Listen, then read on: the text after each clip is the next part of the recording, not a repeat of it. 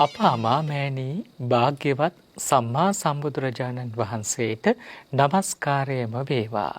සාදු සාදු සාදු. සදහැවත්නි, සරණක් නොමැතිව පිහිටක් නොමැතිව අසරණව මේ සංසාර ගමනේ තවමත් ගමන් කරන අපි හැම දෙනාටම යථාර්ථවාදී පිහිට පිණිස පවතින්නේ සම්බුදු දහම පමණයි.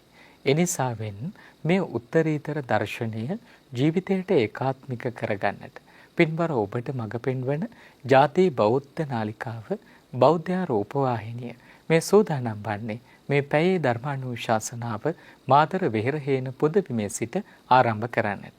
සදහැවත්නි, ධර්මානුශාසනා පවත්වන්නට සිදු කළ ඇරයුමෙන් ධම්සභා මණ්ඩපයට ගෞරවයෙන් වැඩම කොට වදාළ පින්වත් ස්වාමීන්ද්‍රයන්න් වහන්සේ පූජ්‍යපාද මාතර මහින්ද පින්වත් ස්වාමින් වහන්සේ අපි හැම දෙනාම සාදු නදින් නමස්කාර පූරකව පිළිගනිමු. සාදු සාදු සාදු. අභාව ප්‍රාප්ත වන්නට යෙදුණු සංඝතිලක ජයතිස්ස පල්ලියවත්ත ආදරණීය පියාණන්ට පුණ්‍යානුමෝදනා කරන්නට පවත්වන ධර්මානුශාසනාවෙහි පින්බර දායකත්වයෙන් කටයුතු කරනු ලබන්නේ කඹුරුපිටිය උද්‍යාන මාවත ලිපිණයෙහි පදිංචි ලිලී නානායක්කාර පින්වත් මහත්මිය, එවැගේම ප්‍රියන්ත දිලිප් යන පුතණුවරුන්, මංජුලා ප්‍රදීපා තුෂාරි යන දියණිවරුන්, අජිත් කුමුදු චන්දන යන බෑනාවරුන්, වජිරා වින්ද්‍යා යන ලේලිවරුන් ඇතුළු එම පවුලේ පින්වන්ත සෑම දෙනා විසින් එහෙමනම් අපි හැම දෙනාම කෙරෙහි මෙත් සිතින් මෙතෙන් සිට ධර්මදේශනා පවත්වන්නට ගෞරවනීය ස්වාමින් වහන්සේට නමස්කාර පූර්වකව ආරාධනා කරමු. අවසරයි අපේ හාමුදුරුවනේ. සාදු සාදු සාදු. සමන්ත චක්කවාලේසු අත්‍රා ගච්ඡන්තු දේවතා සද්ධම්මං මුනි රාජස්ස සුනන්තු සග්ග මොක්ඛදං ධම්ම ශ්‍රවණ කාලෝ අයං බදන්තා ධම්ම ශ්‍රවණ කාලෝ අයං බදන්තා ධම්ම ශ්‍රවණ කාලෝ අයං බදන්තා. නමෝ තස්ස භගවතු අරහතෝ සබ්බ ධම්මේසු අප්පටිහත ඥානචාරස්ස දස බලදරස්ස චතු වේසාරච්ච විසරදස්ස සබ්බ සත්තුත්තමස්ස ධම්මිස්ස රස්ස ධම්මරාජස්ස ධම්මත්සාමිස්ස තතහාගතස්ස සබ්බඤුනෝ සම්මා සම්බුද්දස්ස. නමෝ තස්ස භගවතු අරහතෝ සබ්බ ධම්මේසු අප්පටිහත ඥානචාරස්ස දස බලදරස්ස චතු වේසාරච්ච විසරදස්ස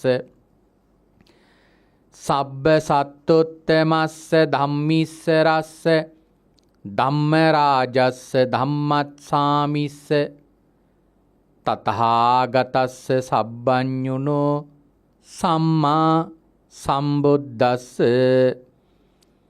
නමෝ තස්ස භගවතු අරහතෝ සබ්බ ධම්මේසු අප්පටිහත ඥානචාරස්ස දස බලදරස්ස චතු වේසාරච්ච විසරදස්ස සබ්බ සත්තුත්තමස්ස ධම්මිස්ස රස්ස ධම්මරාජස්ස ධම්මත්සාමිස්ස තතහාගතස්ස සබ්බඤුනෝ සම්මා සම්බුද්දස්ස.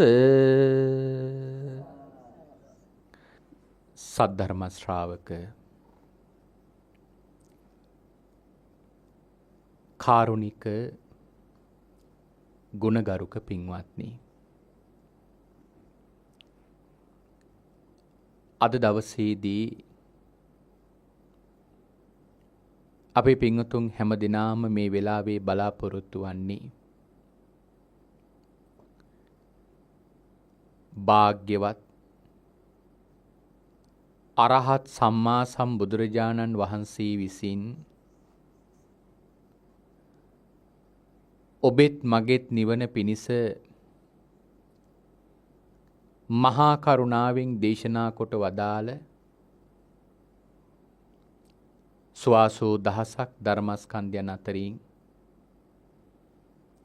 ඊ타ත්ම වටින ධර්ම කාරණාවක් ශ්‍රවණය කරන්නටයි. පින්වතුනි, අද මා ධර්මානුශාසනාව සඳහා මාතෘකා වශයෙන් යොදා ගන්න කල්පනා කරගත්තා. ඊ타ම වටිනා කියන දහම් කරුණා.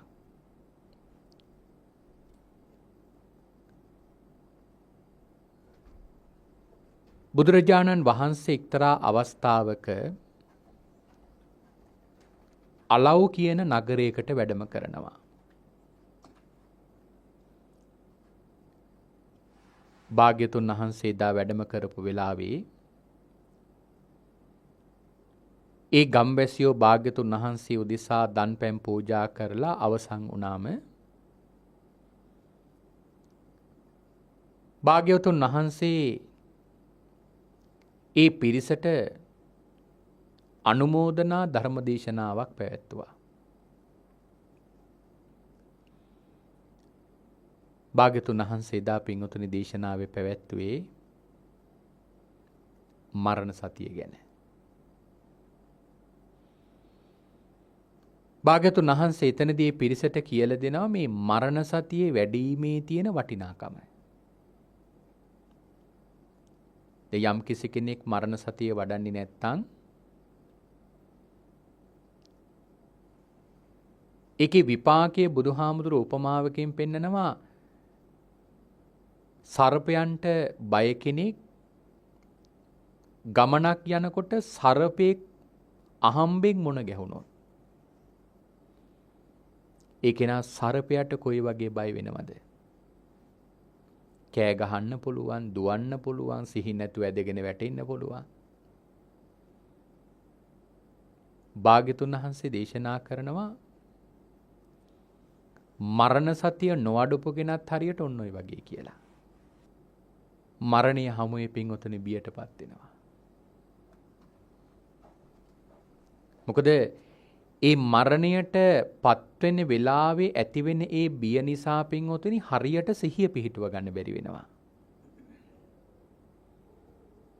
යම් අනතුරකට පින්වතුනි අපේ හිත හුරු කරලා තියෙනවා නම් ඒ වෙලාවට පින්වතුනි ඔය අනතුරින් අපට බේරෙන්න පුළුවන්. දැන් මම නිකන් උදාහරණයක් කියන්නේ අපි તો දැන් ඔය සමහර ගෙවල් වලට ආගන්තුක වුණාම අපි සමහර තැන්වල පඩි තියෙනවා.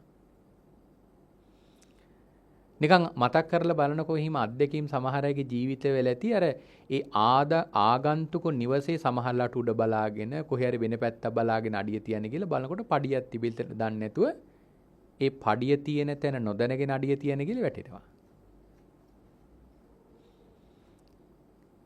හැබැයි පිටුතුනි ඒ නිවසේ අය කවදාවත් උතන වැටෙන්නේ නැහැ. අපි තුමු රෑ කළුවරේ කිසිම ආලෝකයක් නැතුව ගියත් උතනින් වැටෙන්නේ නැහැ. ඇයි ඒ? එතන පඩියක් තියෙන බව හුරු කරලා තියෙන්නේ. ඒ වගේ තමයි මේ මරණයට හිත හුරු කරන එක.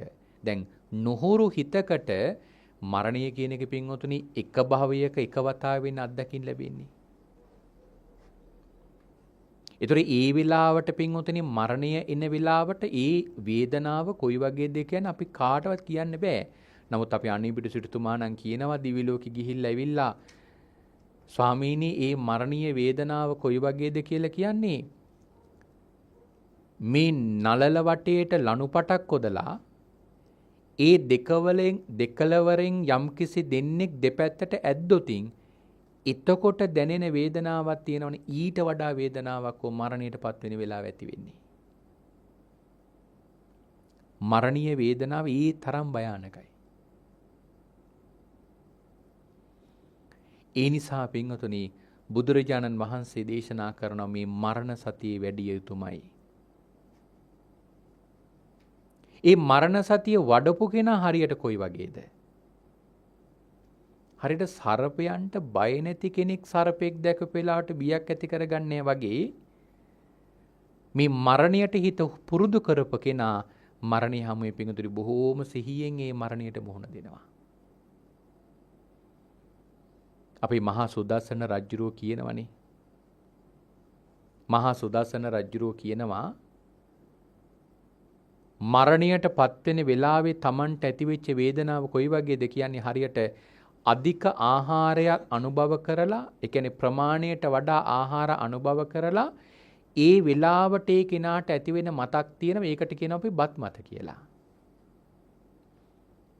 අන්න වගේ බත් මත වගේ මතක්ලු මරණයටපත් වෙන වෙලාවේ රජුරවන්ට ඇති වෙලා තියෙන්නේ.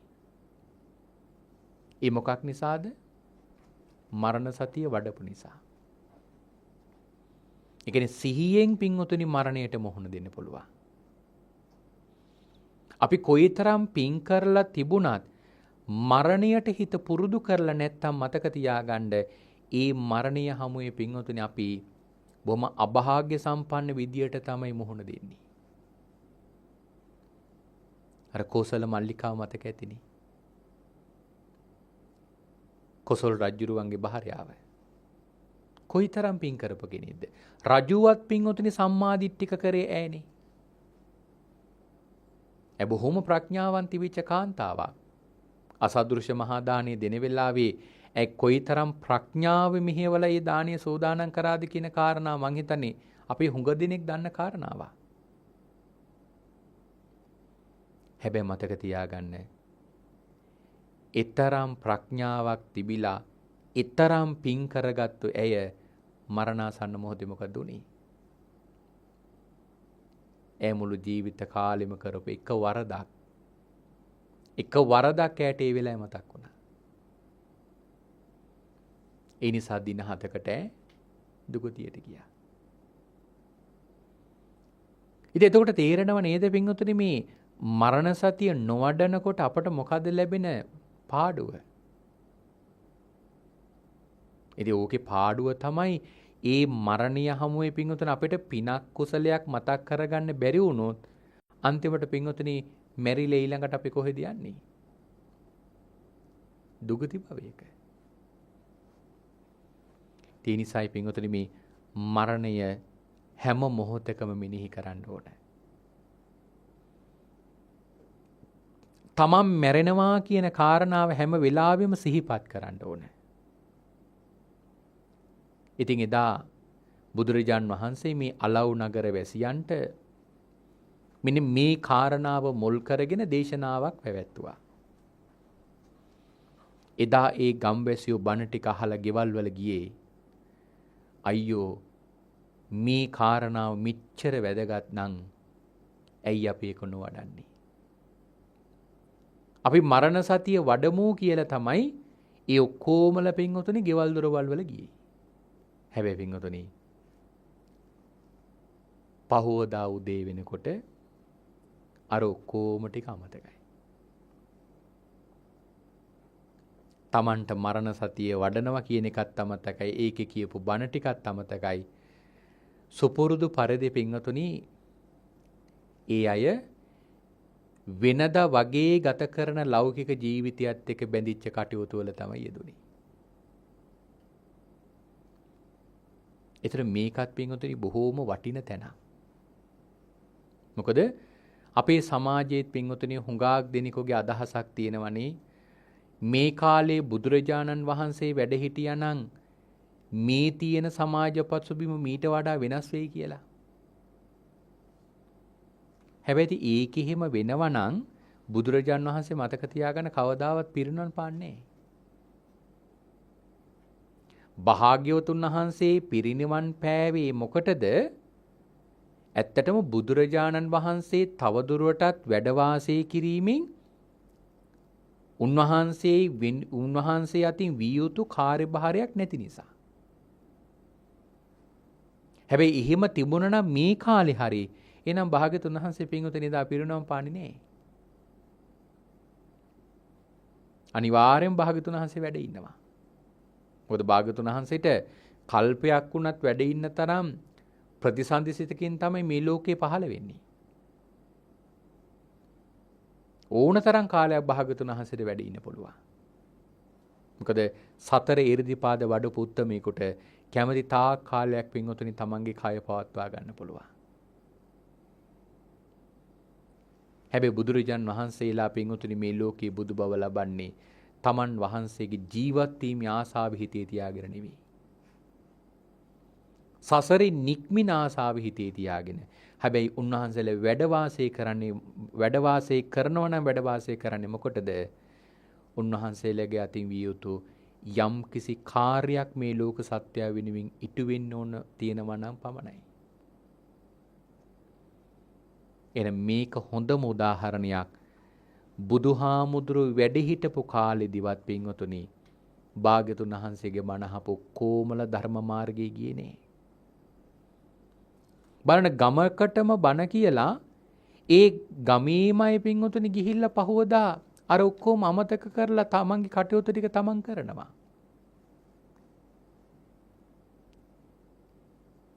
ඉතින් පින්වතුනි ඒ නිසානේ බුදුරජාන් වහන්සේ දේශනා කළේ අර දවසක් එක භික්ෂුන් වහන්සේ නමක් ඇවිල්ලා ප්‍රශ්නයක් අහනවා ස්වාමීනි මේ ලෝකෙ මේ දැන් ඉපදිලා ඉන්න මේ මිනිස්සු මැරුණොතින් ආයෙමත් ඊළඟ ජීවිතේත් ඒගොල්ලෝ මිනිස්සු වෙලාම උපදිනවද කියලා අහනවා. භාග්‍යතුන් වහන්සේ මොකද උත්තර දුන්නේ? භාග්‍යතුන් වහන්සේගේ පිළිතුර උනේ වැඩ ඉන්න තැනින් නියපිටට පස් ටිකක් ගන්නවා. භාග්‍යතුන් වහන්සේ අහනවා මගේ මේ නියමත තියෙන පස්ද වැඩි මහ පොළොවේ තියෙන පස්ද වැඩි කියලා. ඒතර ඒ වෙලාවේ භාග්‍යතුන් වහන්සේට භික්ෂුන් වහන්සේලා කියන ස්වාමීනි ඔබ වහන්සේගේ නියපිට මත තියෙන ඊටාම අල්ප පස්වල්පයයි. ස්වාමීනි මහ පොළොවේ පස් කොච්චර තියෙනවද? ඒතර බුදුරජාණන් වහන්සේ කියන එහෙනම් මහණෙනි මේ මහ පොළොව තරම් මිනිස්සු ඉන්නවා නම් ආයිමත් නැවත මිනිස්සු වෙලා උපදින්නේ මිනි මෙච්චර ප්‍රමාණයක් විතරයි කිව්වා. හැබැයි මතක තියාගන්න බුදුරජාණන් වහන්සේ කරපු ප්‍රකාශය එතනදී කිව්වේ නෑ මහණෙනි මෙකල ගොඩක් වෙනවා. හැබැයි අන්තිම කාලේ තමයි මෙච්චර ප්‍රමාණයක් මිනිස්සු වෙන්නේ. එහෙම කිව්වේ නෑ. භාගතුන් වහන්සේ කියවනේ මෙකල මෙන්න මේ ප්‍රමාණයයි මිනිස්සු වෙන්නේ.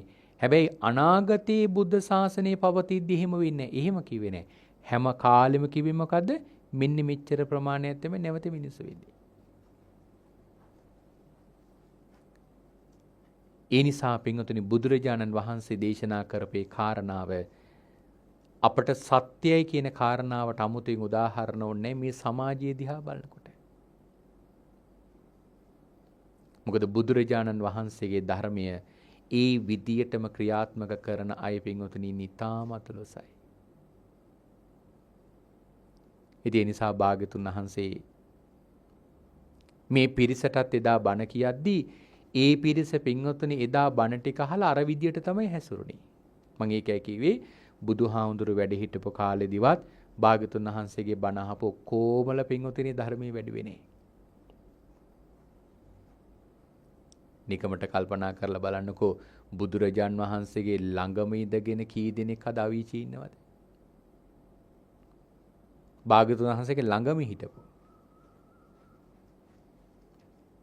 දේවදත්ත හාමුදුරුවෝ බුදුහාමුදුරන්ගේ ළඟම මහණලා හිටපු කෙනෙක්. අද කොහෙද ඉන්නේ? අවීචී. තව එක හාමුදුරු නමක් හිටියා. උන්වහන්සේ බුදුරජාණන් වහන්සේට උපස්ථාන කර කර හිටියේ.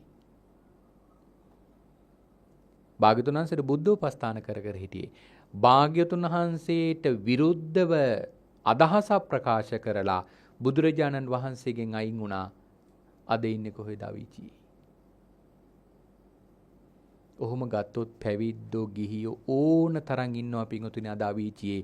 වෙන කවුරුවත් නෙවෙයි බුදුරජාණන් වහන්සේව දැකලා බුදුරජාණන් වහන්සේගේ ළඟ ඉඳලා පින්වතුනි ගියපු අය. ඒකයි පින්වතුනි මේ සංසාරය අති භයානකයි කියලා කියන්නේ. අපි හිතන විදියට පින්වතුනි මේ සසර පවතින්නේ නැහැ. මේ සංසාරයේ පින්වතුනි තාම් භයානක තැනක මේ ඉන්නේ.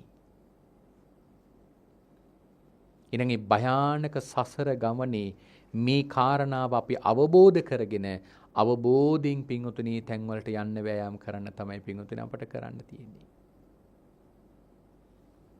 ඒ නිසා පින්වතුනි මේක හරීම පරිස්සමින් අපි භාවිතා කරන්න ඕන ජීවිතයක්. ඉතින් එදා බුදුරජාන් වහන්සේගෙන් බණ අහපු මේ ගම්වල අය අර විදියට හැසිරුණාට අවුරුදු 16ක් වයස ඇති එක පුංචි දැරිවියක් හිටියා. මේ පින්වතුනි ගෙදර ගිහිල්ලා බුදුරජාණන් වහන්සේ දේශනා කරපු අර දහම් අවවාදයේ පින්වතුනි මෙනෙහි කරා. මෙනෙහි කරලා ඒ වෙලාවේ භාග්‍යවතුන් වහන්සේට පින්වතුනි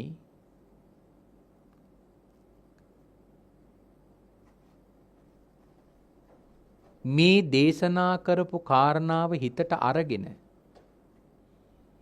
මේ පින්වතුනි මරණ සතිය වැඩුවා. එක දිගටම මරණ සතිය වැඩුවා. පින්වතුනි මේ ඔය විදියට අවුරුදු 3ක් මරණ සතිය වැඩුවා.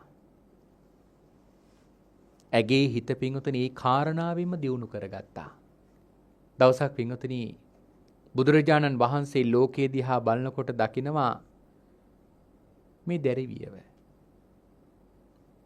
අද ජීවත් වෙන අන්තිම දවස. ඒ විතරක් නෙමෙයි ඈට මේ ජීවිතයේ මගඵල ලබන්න තරම් පින් තියෙනවා. හිත දියුණු කරගත්තු ඈට අනුකම්පා කරන්න ඕන කියලා එදා බුදුරජාණන් වහන්සේ පින්වතුනි නැවතත් අර අලව් නගරයට වැඩම කළා. ඉතින් මේ වැඩම කරපු වෙලාවේ මේ දියණිය පින්වතුනි බුදුරජාන් වහන්සේ අද අපේ ගමට වැඩියා කියන ආරංචිය අහලා භාග්‍යතුන් වහන්සේගෙන් ධර්ම ශ්‍රවණයට යන්න පිටත් වෙනවා. ඇගේ තාත්තා පින්වතුනි රෙදි මහනවා. මෑට පැවරුවා තමන්ගේ කර්මාන්ත ශාලාවට මෙන්න මේ උපකරණ ටික ගෙනත් දෙන්න කියලා. ඇයි කල්පනා කරා ඉතා ඉක්මනට මේ ටික සකසාගෙන තාත්තට ගිහින් දිල බණ අහන්න යන්න ඕන කියලා හිතලා හනිකට පින්වතුනි ඒකට සූදානම් වුණා. භාග්‍යතුන් වහන්සේ එදා ධර්මාසනියට වැඩම කරලා ධර්ම දේශනාව ආරම්භ කරේ නේ මේ පැමිණෙනකම්. ඒ වෙලාවේ මේ පින්වතුනි තාත්තගේ කර්මාන්ත ශාලාවට යන්න ගියේ බුදුරජාන් වහන්සේ බණ කියන තැනීමයි. දහස් ගණන් ජනතාව අතරින් බුදුරජාණන් වහන්සේ තමන් දිහා බලනවා මේ දැක්කා. එතකොටම මේ කල්පනා කරා මේ තරම් අනුකම්පාවෙන් මා දිහා දිනෙත් දෙක යොමු කරගෙන ඉන්න සම්බුදුරජාණන් වහන්සේගේ දිනෙත් දෙක මං කොහොමද මගේ හැරලා යන්නේ? ඈ ගෙනාපර උපකරණ ටික පස්සේ කළා. මං බණ අහලම යනවා කියලා ඈ භාග්‍යතුන් වහන්සේගේ ඉදිරියෙම ගිහිලා වාඩි වුණා. ඒ වෙලාවේ බුදුරජාණන් වහන්සේ මගෙන් ප්‍රශ්නයක් අහනවා. දරුවෝ කොහේ ඉඳලා දෙන්නේ? මම උත්තර දෙනවා ස්වාමීනි දන්නේ. දෙවෙනි ප්‍රශ්නයක් අහනවා කොහෙටද යන්නේ? මම උත්තර දෙනවා ස්වාමීනි දන්නේ. තුන්වෙනි ප්‍රශ්නයක් අහනවා දන්නේ නැද්ද? මම උත්තර දෙනවා දන්නවා. හතරවෙනි ප්‍රශ්නයක් අහනවා දන්නවද කියලා. මේ දියණිය උත්තර දෙනවා දන්නේ නැහැ කියලා. ওই වෙලාවේ පින්වතුනි රැස් වෙලා හිටපු පිරිස මොකද කළේ? මේ දරුවට නොසෑහෙන බණින්න ගත්තා. පෙනේද මැගේ තියෙන උද්දච්චකම. භාග්‍යතුන් වහන්සේ මෙච්චර කරුණාවෙන් ප්‍රශ්න නගද්දී මේ මැගේ උඩුගු කමින් උත්තර දෙන හැටි. ඒ මේ දන්නේ නැද්ද දැන් ওই කොහේ ඉඳලා දාවේ කියලා? ඇයි මේ දන්නේ නැද්ද දැන් මේ කොහෙටද යන්නේ කියලා? කියලා දැන් මේ මිනිස්සු කතා වෙනවා. ඒක සාමාන්‍ය පෘථග්ජනයාගේ හැටියක්මනේ. තමන්ගේ හිතට දැනුනොත් මේක වැරදි කියලා ඒක හරිද වැරදිද කියන කාරණාව අදාළ නැහැ. මුලින්ම කරන්නේ බණින එක. ඊට පස්සේ තමයි හරි වැරද්ද හොයන්නේ. ඒක සාමාන්‍යයෙන් අපේ සමාජයේ මේ පෘථග්ජන මිනිසුන්ගේ හැටියක්. දෙයක් දැක්කොත් ඒක හිතෙනවා නම් වැරදි කියලා ඉස්සර වෙලාම කරන්නේ බැනලින් එක. දෙයක් ඇහුවොතින් ඒක අහන දේ Tamanට වැරදි කියලා හිතෙනවා නම් ඉස්සර වෙලාම කරන්නේ බැනලින් එක. ඒක ඇත්තද? ඒක වැරදිද? මං අහපු දේ හරි දෙයක්ද? මං දැකපු දේ හරි දෙයක්ද? ඔය මොනාවත් නැහැ. ඉස්සර වෙලාම කරන්නේ පින්වතුනි ඒක අහපු ගමන් දැකපු ගමන් බැනලින් එක. ඊට පස්සේ තමයි පින්වතුනි හරි වැරදි හොයන්නේ. හැබැයි මම නම් කියන්නේ පින්වතුනි අඩුම තරමේ තමන්ගේ හිත අවංක නම් හරිනම් පින්වතුනි අර බැනපු මිනිස්සයාගේ ළඟට ගිහිල්ලා සමාව ගන්න ඕන. අනේ මම මේ කාරණාව දෙස වැරදියට බලලා මම බැන්න එකට මට සමාව වෙන්න ඕන කියලා. හැබැයි එහෙම ඉතින් යහපත් ගතිගුණ ඒ බයි නැත්තුන්ගේ ළඟ නේ. දැන් මේ මිනිසුත් මොකද කළේ? මේ සංවාදය අහගෙන ඉඳලා බනින්න ගත්තා. භාග්‍යවතුන් වහන්සේ දැනගත්ත මේ පිරිස මේ දියණිය කෙරේ වැරදි අදහසකින් ඉන්නේ. ඒ නිසා බුදුරජාණන් වහන්සේ ඒ කුකුස නැති කරන අදහසින් ආයිමත් මගෙන් විමසනවා, දරුව මන් නුඹෙන් ප්‍රශ්නයක් ඇහුවා.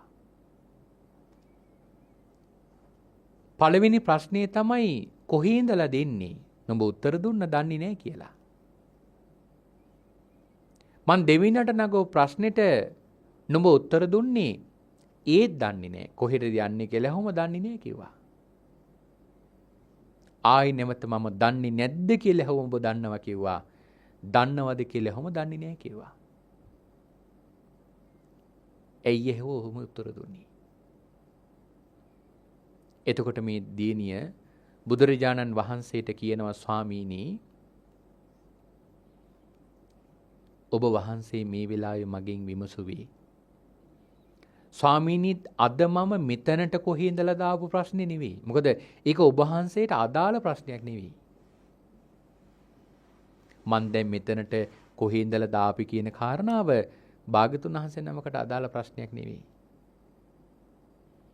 ඉතින් අදාළ නොවන ප්‍රශ්නයක් නෙවෙයි ඔබ වහන්සේගේ අදාළ ප්‍රශ්නයක්. ඒ තමයි ඔබ වහන්සේ දැන් මම මෙතනට ආපු තැන නෙවෙයි ඔබ වහන්සේ විමසුවේ මේ ආත්ම භාවයට මම ආවේ කොයි ආත්ම භාවයේ ඉඳලාද? කියන්නේ ගිය ජීවිතේ කොහේ ඉඳලාද මම මේ ලෝකෙට ආවේ කියන ප්‍රශ්නේ ඔබ වහන්සේ මගෙන් විමසුවේ. ස්වාමීනි මම ඒක දන්නේ නැති නිසා තමයි දන්නේ කිව්වේ. ස්වාමීනි ඒ විතරක් නෙමෙයි ඔබ වහන්සේ මගෙන් විමසුවේ දැන් මේ වෙලාවේ මම මෙතන බණ අහලා යන තැන නෙවෙයි ඇහුවේ. එවන තමයි මේ යන්න ආපු ගමන කොහෙද කියන එක නේ ඔබ වහන්සේ මගෙන් ප්‍රශ්නයක් ඇටියට ඇහුවේ. මොකද ඒක ඔබ වහන්සේට අදාළ ප්‍රශ්නයක් නෙවෙයි. ස්වාමීනි ඔබ වහන්සේ මගෙන් විමසුවේ මේ ආත්ම භාවය අතහැරලා මං ඊළඟ ආත්මේ කොහෙද උපදිනවාද කියන ප්‍රශ්නේ. ඒකේ ඔබ වහන්සේ ඇහුවේ මගෙන් කොහෙටද යන්නේ කියලා. මම මැරෙලා යන තැන ඔබ වහන්සේ විමසුවේ. ස්වාමීනි ඒක මම කියන්න දන්නේ නෑ. ස්වාමීනි ඔබ වහන්සේ තුන්වෙනියට මගෙන් විමසුවේ දන්නේ නැද්ද කියලා. ඒ ඔබ වහන්සේ මගෙන් ඇහුවේ මම මේ භවයේ මැරෙනවද කියන කාරණාව දන්නවද නැද්ද කියලා. ස්වාමීනි මම ඒක දන්නවා. ඒ නිසා මම දන්නවා කියලා උත්තර දුන්නේ.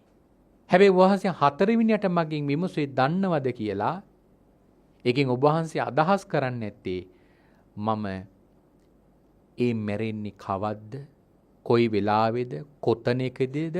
කොයි විදියකටද කියන ප්‍රශ්නේ. ස්වාමීනි මම මැරෙන බව දන්න වුණාට කවදා කොතනක කොයි වෙලාවෙ මැරෙනවද කියන කාරණාව ස්වාමීනි මම දන්නේ. ඒ නිසා මං එහෙම උත්තර දුන්නේ කිව්වා.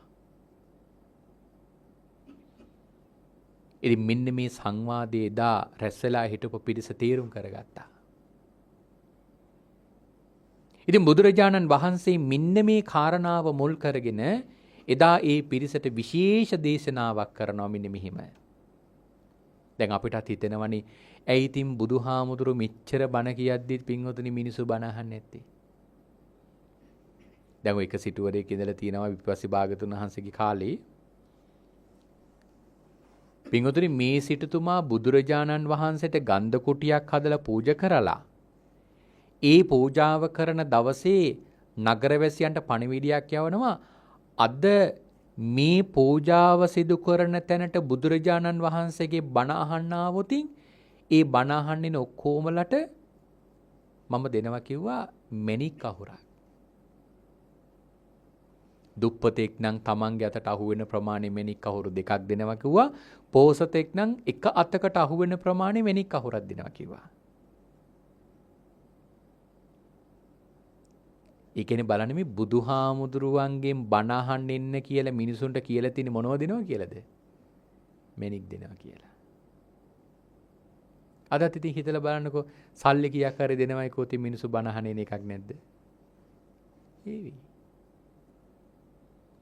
ඒ කියන්නේ මේ බුදුරජාණන් වහන්සේගේ කාලෙත් බුදුහාඳුරු වැඩ ඉඳිද්දිත් සමහර ඇත්තෝ බණ අස්සවල තියෙන්නේ මණික් දීලා. ඒකේ අදහස මොකක්ද අනිත් පැත්තේ තියෙන? එහෙනම් ඒ කාලෙත් පින්වතුනි මේ බොහෝ දෙනෙක් බුදුරජාණන් වහන්සේගේ ළඟට ඇවිල්ලා බණ අහලා නැහැ කියන එක. ඒතර බුදුරජාණන් වහන්සේ පෙන්වලා දෙනවා මෙතන කොහොමද එහෙම දෙයක් වෙන්නේ? ඒකට හේතුව හැටියට භාගතුන් වහන්සේ පෙන්වලා දෙන්නේ පින්වතුනි අන්ධ භූතෝ අයං ලෝකෝ තනුකෙත්ත විපස්සති. බුදුරජාණන් වහන්සේ දේශනා කරනවා මහණෙනි මේ ලෝකය අන්ධයි. අන්ධ භූතෝ අයං ලෝකෝ මේ ලෝකය අන්ධයි. අන්ධයා කියලා භාගතුන් වහන්සේ මෙතන උපමා කළේ බාලයට. බාලයා පින්වතුනි අන්ධයෙකුට සමානයි. ඒ කියන්නේ පින්වතුනි බාලයාට සහයට කවුරු හරි නැත්තම් අඩු ගානේ සුදු සැරයටියක්වත් නැත්තම් මේ බාලයා ගමනක් යන්නේ මේ අන්ධයා ගමනක් යන්නේ එළියට බැස්සොතින් හිතලා බලන්නකෝ මගට වඩා යන්නේ කොහෙද? නොමග. ඒ නොමග ගිහිල්ලා තින් පින්වතුනි බොහෝ අනතුරු වලට ලක් වෙනවා. භාග්‍යතුන් වහන්සේ පෙන්වලා දෙනවා දීගෝ බාලාණං සංසාරෝ සද්ධම්මං අවිජානතං. ධර්මයේ නොදන්න බාලයාටත් මේ සංසාරයාගේ වගේම දිගයි. මොකද ධර්මයේ නොදන්නා කම නිසා බාලයා වැඩිපුර මගට යඩා යන්නේ කොහෙද? නොමග. ඒ නිසා බුදුරජාණන් වහන්සේ ධර්මයේ දේශනා කරද්දී ඒ ධර්මය අවබෝධ කරගන්නේ මේ ලෝකයේ පින්වතුනි ඊටාම අතලොස්සයි. භාග්‍යතුන් වහන්සේ උපමාවකින් පෙන්නනවා වටු වැද්දා වටු කුරුල්ලෝ අල්ලන්න දැලක් කෙලනවා. වටු වැද්දාගේ පින්වතුනි දැලට අහු නොවන වටු කුරුල්ලෙක් නැති තරම්. වටු කුරුල්ල රෑනක ඉන්න තැනකට වටු වැද්ද දැලක් කෙලනකොට පින්වතුනි ඒකෙන් බේරලා යන්නේ තාම අතලොස්සයි. බුදුරජාණන් වහන්සේ දේශනා කරනවා සකුන්තෝ ජාල මුත්තෝව අර වටු වැද්දාගේ වටු දැලෙන් බේරලා අයන වටු කුරුල්ලු පිරිසක් වගේ මේ මාරයා එළන පංචකාම නැමැති පින්වතුනි මෙන්න මේ දැලෙන් බේරිලා යන්නේ ඊටාම අතලොස්සයි. මොකද අපේ හිත පින්වතුනි වැඩි පුරම අහුවෙලා තියෙන කොතැනටද? මේ පංචකාමයට. අපි වැඩිපුරම ඇලුම් කරන්නේ පංචකාමියට.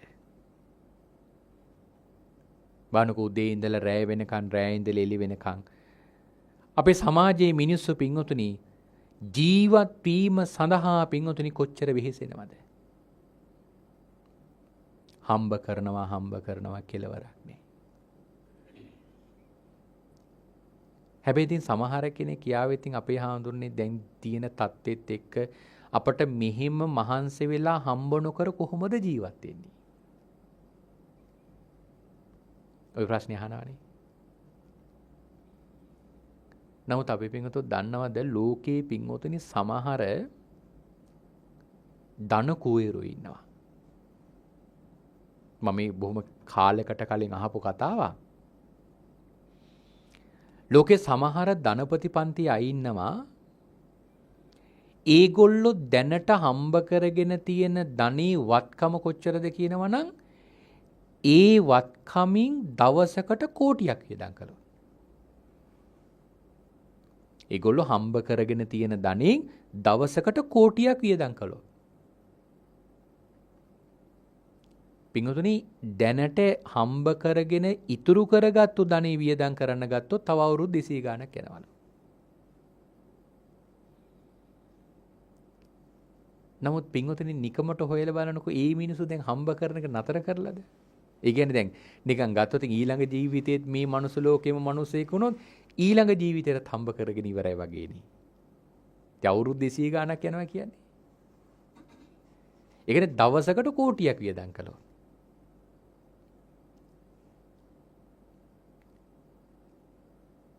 නමුත් ඒත් මේ මිනිස්සු හම්බ කරන එක නතර කරලාද? නෑ.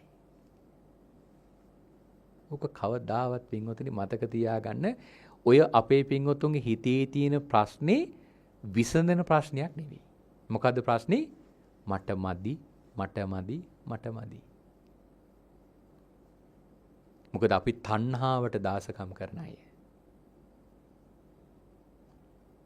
මම නිතර කියන කාරණාවක් තමයි දැන් හිතන්නකෝ කෙනෙක් ඔන්න ලක්ෂ 2ක් විතර වැටුපක් ගන්නවා රස්සාවක් කරනවා. ওই මනුස්සයෙක්ගෙන් ගිහින් ඇහුවොතින් ওই මුදල ඇද්ද ඔයාට ජීවත් වෙන්න?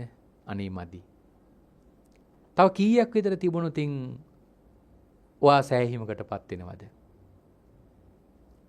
මට ලක්ෂ 3ක් විතර මාසෙකට තියෙනවා නම් මට මගේ වැඩ ටික කරගන්න හොඳටම ප්‍රමාණවත්. ඒ කියන්නේ යා කියන්නේ ලක්ෂ 3ක් තියෙනවා නම් ඇති කියලා. අපි හිතමු දැන් මේ මනසට ලක්ෂ 3ක් ඔන්න වැටුප ලැබෙනවා කියලා. ආයි මාස 2කින් විතර ගිහින් ඇහුවොතින් දැන් ඉතින් අර කලින් තිබිච්ච ප්‍රශ්නේ විසඳෙන්නේ නැති නේද? මොකද දැන් ඔයාට දැන් ලක්ෂ 3ක වැටුපක් ලැබෙනවනේ. මං අහන්නේ පින්වතුනි මේ මනුස්සයා මාස ඒ කෙනාගේ ළඟට ගිහලා මාස 2කින් විතර ඇහුවොතින් දැන් ওই ලැබෙන වැටුප ඇතිද කියලා මොන වගේ උත්තරයක් දෙයිද? ඒත් කියන යාට මදි. ඕක පින්වතුනි ඔහොම නෙවෙයි. මතක තියාගන්න මේ මහ පොළොවේම අධිපතිකම ලැබුණත් පින්වතුනි මදි. ඔතනිනුත් නෙවෙයි පින්වතුනි. එහෙම මහ පොළොවේ අධිපතිකම ලබලා ඒකට සෑහීමකටපත් නොවිච්ච සමහර රජවරු පින්වතුනි පුණ්‍යවන්ත රජවරු චාතුම් මහරජික දිවි ලෝකේත රජකම් කරනවා. තවුතිසා දිවි ලෝකේත රජකම් කරා. මහා මන්දාතු රජුරු මතක ඇතිනේ. මහා මන්දාතු රජතුමා තවුතිසා දිවි ලෝකේත රජකම් කරා. චාතුම් මහරජික දිවි ලෝකේ මුලින් රජකම් කරයි. මනුස්ස ලෝකේ මේ ළමා කාලේ අවුරුදු 84000යි, යෝ රජ වෙලා අවුරුදු 84000යි. ඊළඟට මුළු පොළොවටම අධිපතිකම ලැබලා අවුරුදු 84000ක් රජකම් කරා. ඊට පස්සේ රජුරවන්ට මේ මනුස්ස ලෝකයේ තිබෙන සම්පත් වල තිබිච්ච ඒ රසය එපා වුණා. මීට වඩා සැප කොහෙද තියෙන්නේ කියලා අහනකොට තමයි කියන්නේ චාතුම් මහරජගේ. ඒතර ඒ දිවි ලෝකෙට ගියාම ඒ රජවරු කරේ දිවි ලෝකයේ බාර දුන්නා. ඒකෙත් තියෙනවා පින්වතුනි මනුෂ්‍ය වර්ෂ අවුරුදු 90 ලක්ෂයක් අවශ්‍ය තියෙනවා. එහෙම ගිහිල්ලා පින්වතුනි සැප විඳලා ඒත් ඒ සැපේ එපා වෙලා ඊළඟට මීට වඩා සැප තියෙන්නේ කොහෙද කියලා අහනකොට කියන්නේ තව්තිසාවේ. තව්තිසාවට ගිහිල්ලා පින්වතුනි තව්තිසාවේ එක අර්ධ රාජ්‍යයක් පින්වතුනි රජකම් කරා කොච්චර කාලයක්ද? තව්තිසාවේ ශක්‍ර දෙවිවරු 36 දෙනෙක් ඉපදිලා මැරලා යනකම්. එක ශක්‍ර දෙවියෙකුට අවශ්‍ය තියෙනවා 3 කෝටි 60 ලක්ෂයක්. එච්චර කාලයක් පින්වතුනි රජකම් කරා. ඒත් සෑහීමකටපත් උනේ නෑනේ. එහෙනම් මතක තියාගන්න පින්වතුනි මේ ලෝකේ අපිට මේ තණ්හාව කියන එක පුරවල ඉවර කරන්න බෑ. අපිට මේ පංචකාමයන් පින්වතුනි ධර්මීය අවබෝධ නැති නිසා හැමදාම වැටෙන්නේ මధుරයි කියලා.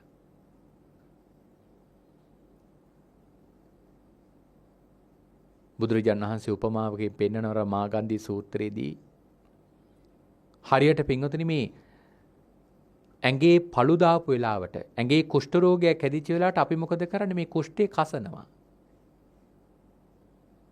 ඇත්තටම මේ කසනකොට අපට මොකද දැනෙන්නේ? ලොකු සහනයක් දැනෙනවා.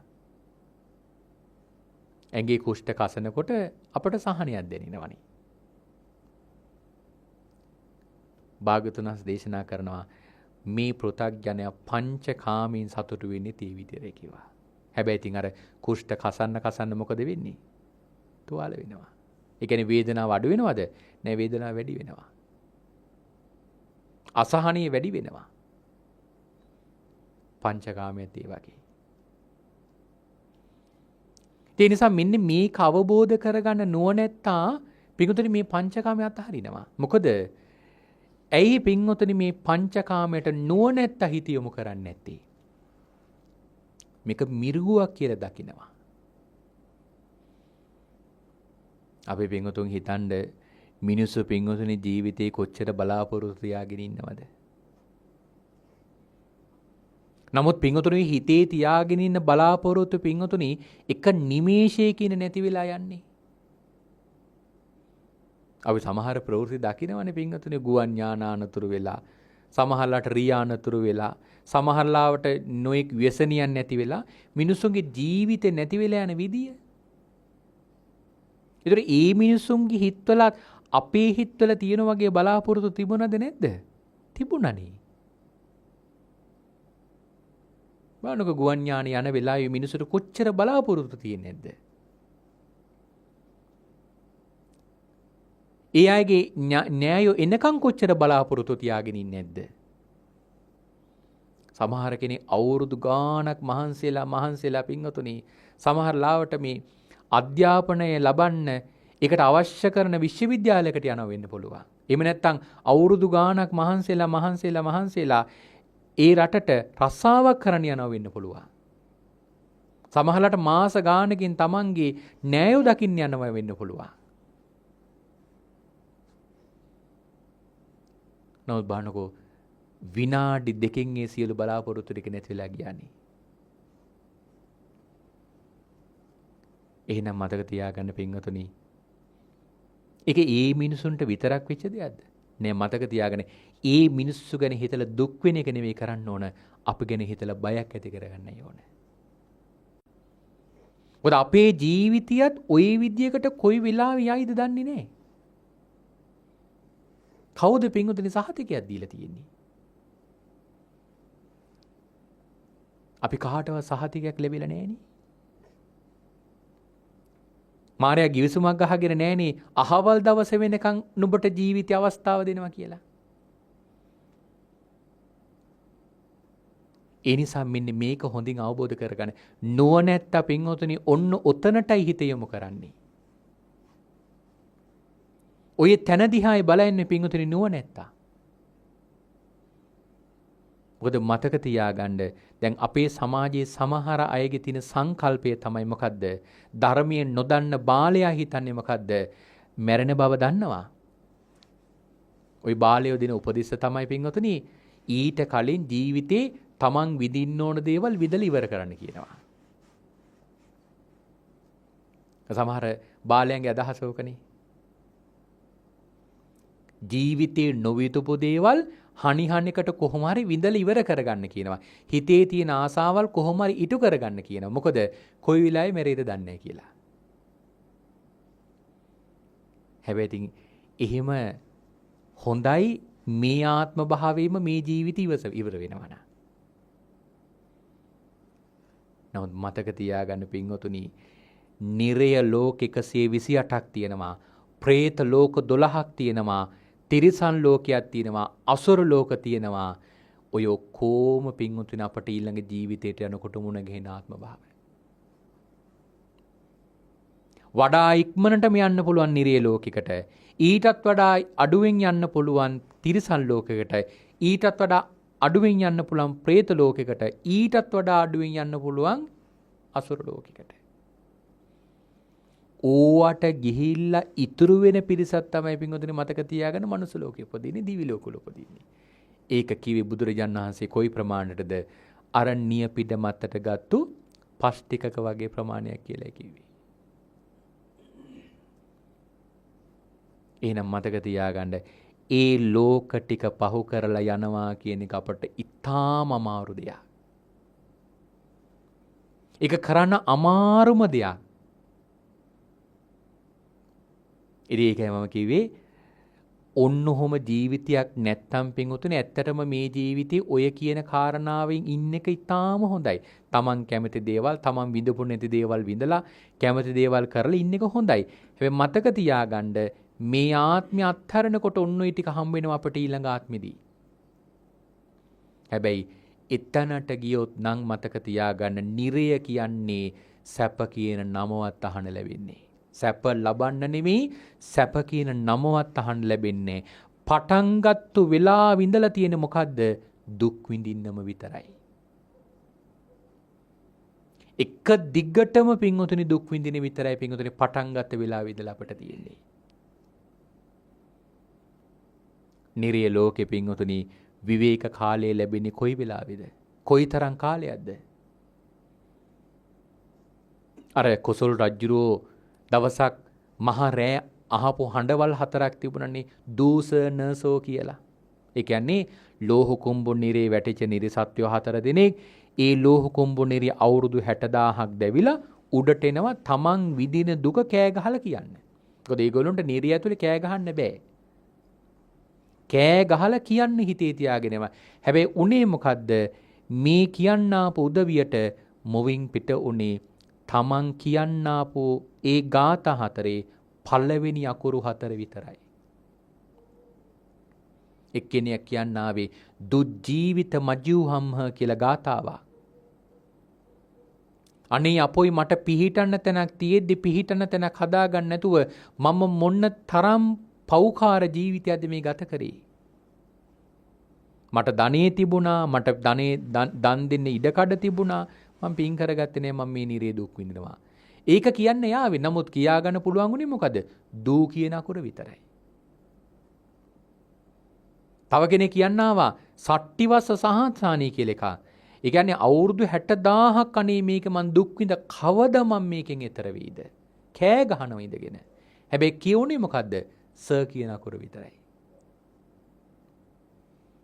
අනෙක් කෙනා කියන්නාව නත්ති අන්තෝ කුතෝ අන්තෝ කියලා ගාතාවක්. නමුත් එයාට කියාගන්න පුළුවන් උනේ න කියන අකුර විතරයි. අනෙක් කෙනෙක් කියන්නාවා සෝහං නෝනීතෝ ගන්්වා යෝනින් ලද්දහන මානුසින් කියලා. හැබැයි යාට කියා ගන්න ඕනේ සෝ කියන අකුර විතරයි. ඒ කියන්නේ මතක තියාගන්න පින්වතුනි, නිරේ දුක් විඳිද්දී විවේක කාලයක් ලැබෙනවා නම් ලැබෙන්නේ කොයි වගේ කාලයක්ද? ගාථාවක අකුරක් උච්චාරණය කරන්න යන පුංචි වෙලාවක් විතරයි. ඒ කියන්නේ එතනින් එහා පැත්තට හැම වෙලේම තියෙන්නේ මොකද්ද? පටන් ගත්ත වෙලාවේ දුක් විඳින්න. ඉපදිච්ච ගමන් අඩුමතරම ඉපදිලා නිර්සත්වය ගිහිල්ලා මේ තමයි ලෝහ කුඹු නිරය, මේ තමයි කටුගහ, මේ තමයි ලෝදිය හැලිය, මේ තමයි නිරිස්පල්ලෝ, ඔහොමවත් කියන්නේ නේ. මේවා තමයි වාට විඳින්න තියෙන දුක් ටික ඒව කියන්නේත් නෑ. ඒ කියන්නේ පටන් ගත්ත වෙලාවෙ ඉඳලා මොනවද තියෙන්නේ? එක දිගට දුක් විඳින විතරමයි. ඒ නිසා අපේ පින්වතුන් හිතාගන්න නුවණැත්ත පින්වතුනි මේ පව් කරන්න බය ඇත්තටම පව් කරන්නේ නැත්තේ නොහැකියාව නිසා නෙවෙයි. නුවණ තියෙන කෙනා පව් කරන්නේ නැත්තේ මතක තියාගන්න බැරි කමට නෙවෙයි, නිවට කමට නෙවෙයි, අනුවණ කමට නෙවෙයි. නුවණැත්ත පින්වතුනි පින් කරන්නේ මොකටද? මෝඩකමට නෙවෙයි. නුවණැත්ත පින් කරන්නේ මතක තියාගන්න අන්නර සසරට තියෙන බයට. අර වගේ නිර්යන් වල වැටලා විඳින්න තියෙන දුක දන්න නිසායි බයට තමයි පින්වතුනි ඔය පව් කරන අකමැති. නැත්තම් පින්වතුනි පෘථග්ජන වෙච්ච මේ ලෝකේ උපන් සත්වයා ඔය පවින් සතුටු වෙන්න පින්වතුනි කවුද අකමැති? කවුද පින්වතුනි කට අකමැති? මොනවා හරි කෙනෙක් කවුරු හරි කෙනෙක් මොනවා හරි පැත්තකින් පවකට කැමති. නමුත් නොකර හිර කරගෙන ඉන්නේ ඇයි? ඒකේ ආදීනවේ ඊට වඩා භයානකයි බව දන්න නිසා. ඒ නිසා අපේ පින්වතුන් මෙන්න මේ ධර්මයේ ජීවිතයට එකතු කරගෙන අපේ පින්වතුන් උත්සාහ කරන්න, අපේ පින්වතුන් වීරිය වඩන්න කොහොම හරි පින්වතුනි මේ ලැබිච්ච අවස්ථාවෙන් තමන්ගේ සංසාර ගමන සුවපත් කරගන්න. අර භාග්‍යතුන් වහන්සේ නියපිඩ මතට පෙන්නපු අල්ප ස්වල්ප ප්‍රමාණයක් වගේ තැනට එන්න අපේ පින්වතුන් උත්සාහ කරන්න. සිල් රකින්න, දන් දෙන්න, බණ අහන්න. අන්නේ ධම්මානුධම්ම ප්‍රතිපදාව හැම වෙලේම පුරුදු පුහුණු කරන්න. පින්වත් හැම දිනාටම ශක්තිය, ධෛර්යය සැලසේවා කියන ප්‍රාර්ථනාවෙන් අපි මේ දේශනාව නිමාවටපත් කරනවා. හොඳයි, එහෙමනම් අද දවසේදී මේ උතුම් වූ සදහම් දේශනාව අද මේ විදියට මුළු මහත් ලෝකෙටම sannivedanaya කරන්න මේ දේශනාවේ දායකත්වයෙන් කටයුතු කරනු ලබන්නේ කඹුරුපිටිය උද්‍යාන මාවත පදිංචි ලිලි නානායක්කාර මෑණියන්, ප්‍රියන්ත, දිලීප් යන පුතුණුවරුන්, එවැගේම මංජුලා, ප්‍රදීපා, තුෂාර කියන දියණිවරුන්, අජිත්, කුමුදු, චන්දන කියන බෑනාවරුන්, වජිරා, වින්ද්‍යා කියන මේ ලේලීවරු ඇතුළු මුණුපුරු මිනිපිරියන් පිරිසයි දේශනාවේ දායකත්වයේ දරන්නේ. ඉතින් අත බලාපොරොත්තු වෙනවා විශේෂයෙන්ම මියගිය සංගතිස්ස ජයසේන පල්ලියවත්ත පියාණන්ටත්, ඇඩානා නානායක්කාර ලොකු අම්මාටත්, එවැගේම අපවත්ටි වදාළ පූජ්‍ය කැස්බෑවේ සුමනානන්ද ඒ ස්වාමින් වහන්සේටත්, එවැගේම එච් ප්‍රේමදාස කියන පවුලේ මිය පරලෝකීය සියලු න්‍යායයන්ටත් මේ වෙලාවේ පින් දෙනවා. එවැගේම හිරන්තිකා, චන්දිමා, නිරෝෂා ඇතුළු තම නමි මිය පරලෝකියා වූ සංසාරගත සියලුම මීගේ ඥාතීන්ට මේ වෙලාවේ පින්පෙත් අනුමෝදන් කරනවා. ඉතින් ඒ නම් සදහන් කළ ඇත්තන්ටත්, ඥාති හිතවතුන්ට, ගුරු භවතුන්ට මේ පින් අනුමෝදන් වේවා. ඒ හැම දිනාගේම සාංශාරික ජීවිතය සුවපත් වේවා. ප්‍රාර්ථනීය බෝධියකින් උතුම් චතුරාර්ය සත්‍ය ධර්මය අවබෝධ කරගන්න මේ උදාර කුසලානිසංස ධර්මය පාරමී ධර්මයක්ම වේවායි සාදු සාදු සාදු කියා අපි ප්‍රාර්ථනා කරමු.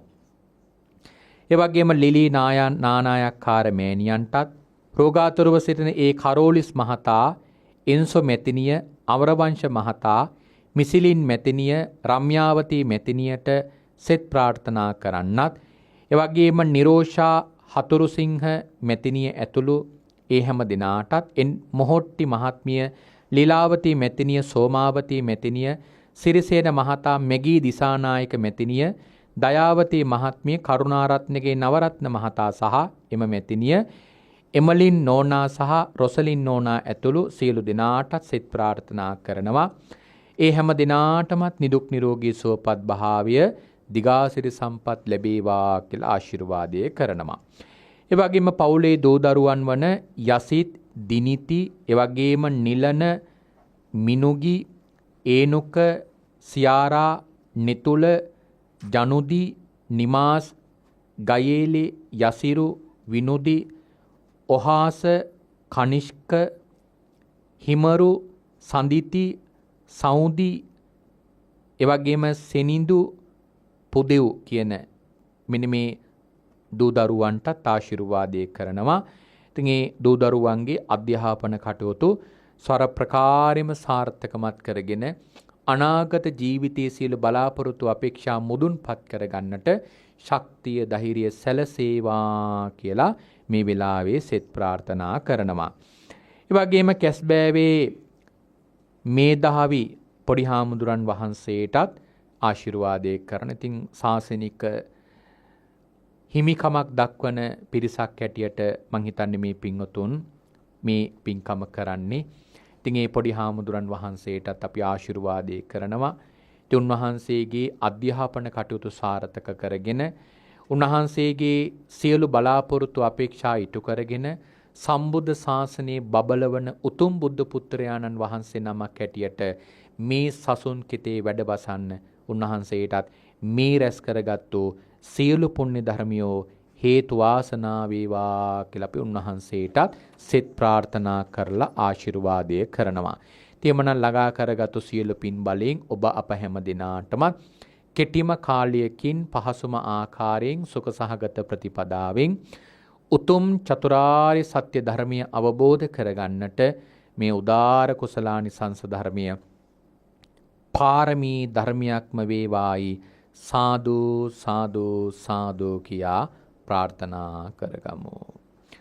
ආකාසට්ඨා ච බුම්මට්ඨා දේවානාගා මහිද්దికා පුඤ්ඤන්තං අනුමෝදිත්වා චිරන් රක්칸තු සම්මා සම්බුද්ධ ශාසනං චිරන් රක්칸තු සම්මා සම්බුද්ධ දේශනං චිරන් රක්칸තු සම්මා සම්බුද්ධ ශාවකං. සාදු සාදු සාදු. නිර්මල දහම් පර්යාය සෑම දනන්ගේම හිතසුව පිණිස පවත්වා වදාළ ගෞරවනීය ස්වාමීන්ද්‍රයන්න් වහන්සේ පූජ්‍යපාද මාතර මහින්ද පින්වත් ස්වාමින් වහන්සේ නිදුක් වෙත්වා, නිරෝගී වෙත්වා, සුවපත් වෙත්වා.